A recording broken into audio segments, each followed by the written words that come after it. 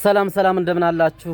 ተጀመረ መደበኛ ውጊያ ተጀምሯል። በተለይም በወሎ ቤት አማራ ገና በጧቱ 2 ድሽቃ፣ 1 ስናይፐር፣ 1 ሞርታር እንደዚሁም 1 ሬጅመንት ወይም 1 ሻለቃ ሙሉ ያገዛዙ ሰራዊት ተደምስሷል፣ ተማርኳል። እንጃፋት ላይ ሚኒሊክዝ በጧቱ እጅግ የሚገርም ድሎችን ያስመዘገበ ይገኛል። በሌሎች ቦታዎች ላይም ይቀጥላል። መንገዶች ከነገ ጀምሮ ዝግ ናቸው።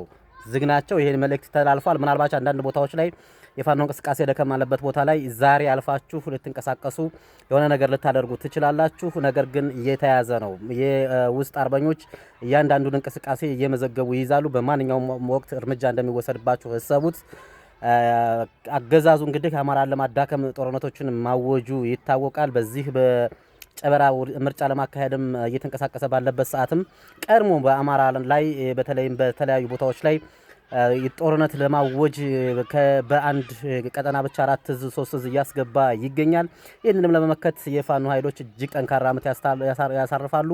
መንገዶች ዝግ ናቸው። በመንገዶች ላይ የሚሆነውን ነገርም አታውቁም።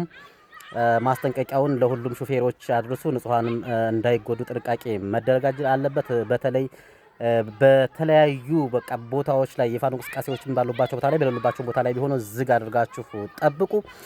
የተለያየ ዳታም ኔትወርኩም ሊያጠፋ ይችላል። አገዛዙ እንግዲህ ወደ መደበኛው ነገር ሲገባበት ጭንቅ ውስጥ እንደሚገባ ይታወቃል።